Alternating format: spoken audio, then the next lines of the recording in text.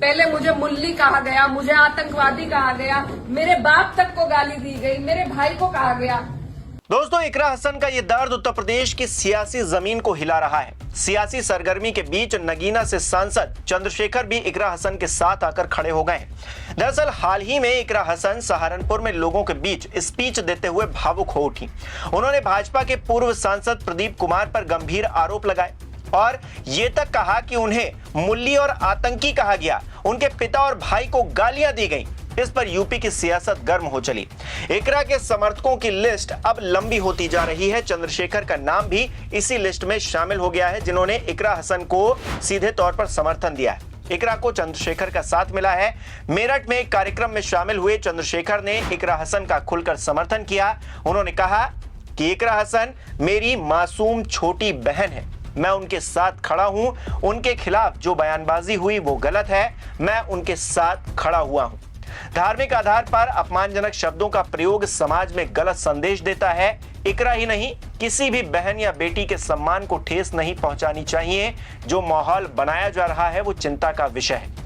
दोस्तों, चंद्रशेखर का यह हमला उन नफरती चिंटुओं के लिए था जो इकरा हसन को टारगेट पर लेकर यूपी में हिंदू मुसलमान करने की कोशिश कर रहे हैं या फिर जातिवादी उन्माद फैलाने की कोशिश कर रहे हैं। हाल ही में इकरा हसन के खिलाफ हिंदू रक्षा दल के अध्यक्ष पिंकी चौधरी ने भी विवादित बयान दिया था।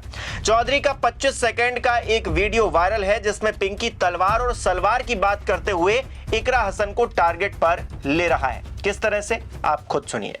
इतनी औकात हो गई है इसकी इकरा हसन की।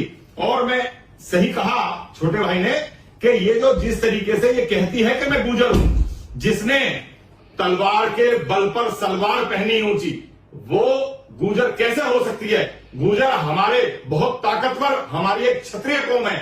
तो देखा आपने किस तरह से तलवार और सलवार की बातें हो रही हैं। फिलहाल इन जैसे तमाम कथित हिंदूवादी नेताओं को चंद्रशेखर ने दो टूक जवाब दे दिया है। बहन कहकर भाई की तरह इकरा हसन के मान सम्मान की रक्षा के लिए चंद्रशेखर अब आगे आ चुके हैं। तो ऐसे में इन नफरती चिंटुओं की कहीं ना कहीं बोलती बंद हुई होगी। तो वहीं दूसरी तरफ यूपी के सियासी समीकरणों को भी नई धार मिल रही है। चंद्रशेखर को लेकर पिछले कुछ वक्त में काफी चर्चाएं हुई हैं, खासतौर पर काशी नाम के परिनिर्वाण दिवस पर मायावती की तरफ से जो हमला किया गया मंच पर खड़े होकर, उसके बाद सावधानी के तौर पर यहाँ मैं ये भी कहना चाहूंगी कि अब तो पूरे देश में विरोधी पार्टियों ने बीएसपी को कमजोर करने के लिए एक और षड्यंत्र ये रचा है कि अब इन्होंने विरोधी पार्टियों ने बीएसपी के विशेषकर दलित बेस वोट को बांटने के लिए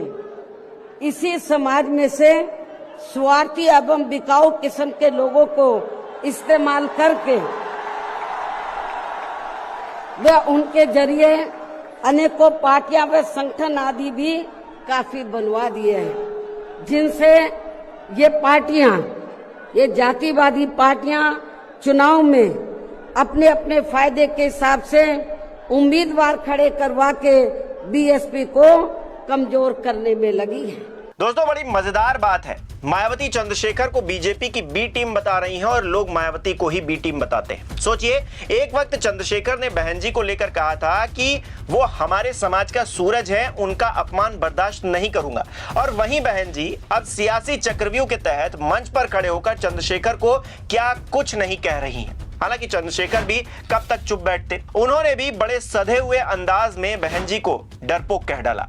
देखिए क्या कह रहे हैं चंद्रशेखर। देखिए, ऐसा है, हम उनका सम्मान करते हैं और पता नहीं क्यों ऐसा नजर आता है कि उनके ऊपर कोई, जैसे कोई राज उनका छिपा हुआ है, जैसे उनको डराया जा रहा है। मैं तो उनसे कहूंगा कि उनको डरने की जरूरत नहीं। समाज में बड़ी आशा उम्मीद थी और वो आशा उम्मीद जो है, जिस सरकार के नेतृत्व में रायबरेली में हमारे लोगों को पीटा जा रहा है, जिस सरकार के नेतृत्व में सीजीआई के ऊपर जूता फेंका जा रहा है, जिस सरकार के नेतृत्व में जो है हमारे महापुरुषों का अपमान किया जा रहा है, उस सरकार की तारीफ करना ये कहीं से तर्कसंगत नहीं। ये बड़ा चिंता का विषय है और समाज में इस बात को लेके बड़ी अफरा तफरी है। मैं लोगों से कहूंगा कि हिम्मत ना हारे, उनकी नई ताकत से उसमें आजाद समाज पार्टी मैदान। तो दोस्तों, इस सियासी तूतू मैमे के बीच में चंद्रशेखर लगातार सामाजिक मुद्दों को भी उठाते रहे हैं। हाल ही में उन्होंने सीधे प्रधानमंत्री को टारगेट पर ले लिया और भयंकर तंज मारा। उन्होंने एक्स पर लिखा, प्रधानमंत्री नरेंद्र मोदी जी कहते हैं मैं हवाई चप्पल पहनने वालों को हवाई जहाज में बैठते देखना चाहता हूं, लेकिन आज हालात ये हैं कि हवाई चप्पल पहनने वाला तो छोड़िए, गरीब मेहनतकश परिवार नई दिल्ली से लखनऊ तक के टिकट का दाम देकर हवाई अड्डे के पास भी नहीं फटक सकता। 18 अक्टूबर से 2 दिन पहले तक जो टिकट 3,000 से 4,000 रुपए में मिल रहा था, वहीं 18 अक्टूबर को 15,000 रुपए का हो गया और 24 तारीख के बाद फिर वही टिकट दोबारा 3,000 से 4,000 रुपए का हो गया। ये मिडिल क्लास परिवारों की जेब पर खुली डकैती नहीं तो क्या है, वो भी हिंदू धर्म के धार्मिक त्योहारों के अवसर पर मेहनतकश लोगों की गाढ़ी कमाई की लूट। ऐसे में केंद्रीय नागर विमानन मंत्री राम मोहन नायडू जी को जवाब देना चाहिए। गरीबों और मेहनतकश लोगों को आसमान में नहीं, महंगाई की मार में उड़ाया जा रहा है। तो ये सीधे तौर पर तंज था और प्रधानमंत्री नरेंद्र मोदी और जो विमानन मंत्री हैं उनको कटघरे में खड़ा कर दिया गया। दोस्तों, चंद्रशेखर लगातार इसी तरीके से बीजेपी की राज्य सरकार हो या केंद्र सरकार, उसकी दुखती रगों को दबा रहे हैं। इस बीच वो हमदर्द की भूमिका में आते हुए सर्व समाज में पैठ बनाने की कोशिशें भी कर रहे हैं। जैसे चंद्रशेखर आजाद समाज पार्टी के जिस कार्यकर्ता सम्मेलन में इकरा हसन को समर्थन दे रहे थे, छोटी बहन बता रहे थे, उसी कार्यक्रम में उन्होंने बदर अली और उनके करीब 2000 मुस्लिम कार्यकर्ताओं को भी अपनी पार्टी में ज्वाइन करवाया है।